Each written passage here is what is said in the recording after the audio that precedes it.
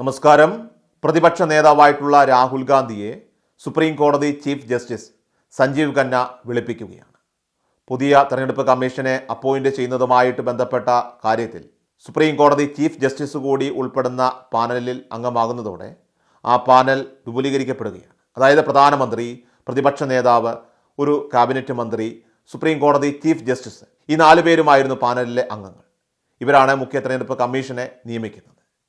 ഏറ്റവും അഴിമതിപൂർണമായിട്ടുള്ള, അതും ജനങ്ങളെ കബളിപ്പിക്കുന്ന, ജനാധിപത്യത്തെ കശാപ്പ് ചെയ്യുന്ന രീതിയിൽ, തെറ്റായ രീതിയിലുള്ള ഒരു സന്ദേശം നൽകിയെന്ന ഒരു പരിവേഷമാണ് നിലവിലെ തെരഞ്ഞെടുപ്പ് കമ്മീഷണറായിട്ടുള്ള രാജീവ് കുമാറിന് മേൽ ഇപ്പോൾ ചാർത്തപ്പെട്ടിരിക്കുന്നത്. അത് അദ്ദേഹത്തിന് എത്ര തേയിച്ചാലും മായ്ച്ചാലും അതിൽ നിന്ന് രക്ഷപ്പെടാനായിട്ട് സാധിക്കുകയില്ല. അദ്ദേഹത്തിൽ അഴിമതിയുടെ കറ ഇപ്പോൾ പുരണ്ടിരിക്കുന്നുവെന്ന് വ്യക്തമാകുന്ന സാഹചര്യങ്ങളാണ് പ്രതിപക്ഷ നേതാവ് രാഹുൽ ഗാന്ധി ഓരോന്നായിട്ട് ഇപ്പോൾ നിരത്തിക്കൊണ്ടിരിക്കുന്നത്.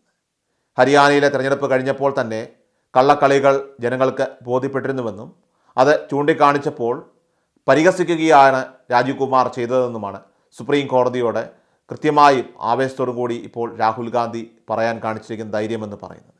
അത് തീർച്ചയായിട്ടും പ്രതിപക്ഷ നേതാവിൻ്റെ ആ ധൈര്യം സമ്മതിക്കേണ്ടതാണ്.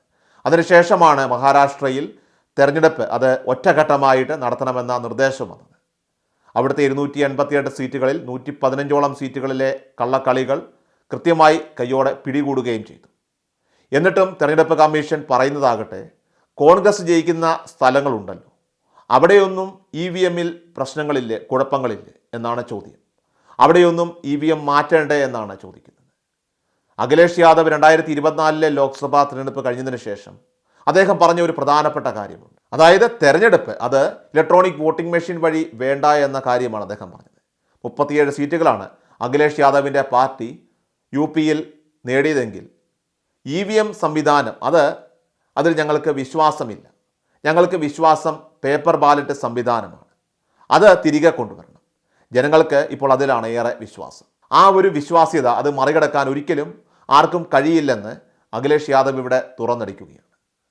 നമുക്കറിയാം, വികസിത രാജ്യങ്ങൾ പോലും, പ്രത്യേകിച്ചും അമേരിക്ക ഉൾപ്പെടെയുള്ള വികസിത രാജ്യങ്ങൾ പോലും ഇപ്പോൾ ബാലറ്റ് സംവിധാനത്തെ അനുകൂലിക്കുന്നുവെന്ന് വെച്ചാൽ അതിനകത്തെ കള്ളക്കളി നടത്താൻ സാധിക്കില്ല എന്നതാണ് സാരം. ഒരുപക്ഷെ പോളിംഗുമായി ബന്ധപ്പെട്ട അയോഗ്യത ഉൾപ്പെടെയുള്ള കാര്യങ്ങൾ, അസാധുവാകുന്ന കാര്യങ്ങൾ ഉൾപ്പെടെ അതിനകത്ത് നടക്കുന്നതായിരിക്കും. കാരണം മഷി പുരളുന്ന രീതി, അതുപോലെ തന്നെ കോളം മാറിയൊക്കെ രേഖപ്പെടുത്തുമ്പോൾ 2 കോളത്തിലേക്ക് അങ്ങോട്ടും ഇങ്ങോട്ടുമൊക്കെ പടർന്നു കിടക്കുന്ന സാഹചര്യങ്ങളൊക്കെ തന്നെ ഉണ്ടാകാറുണ്ട്. അത്തരത്തിലുള്ള ചെറിയ പ്രശ്നങ്ങളൊക്കെ വരും.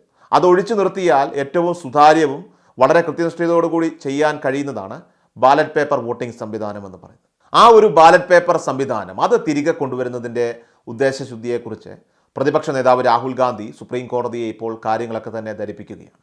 അതിൻ്റെ അടിസ്ഥാനത്തിലാണ് സുപ്രീം കോടതി ചീഫ് ജസ്റ്റിസ് സഞ്ജീവ് ഖന്നയും അതോടൊപ്പം തന്നെ പ്രതിപക്ഷ നേതാവ് രാഹുൽ ഗാന്ധിയും തമ്മിൽ ഒരു കൂടിക്കാഴ്ചയിലേക്ക് ഇപ്പോൾ കാര്യങ്ങളൊക്കെ തന്നെ എത്തിയിരിക്കുന്നത്.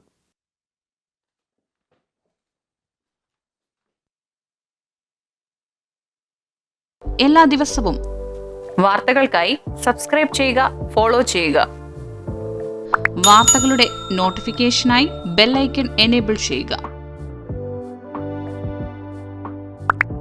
Please subscribe our channel.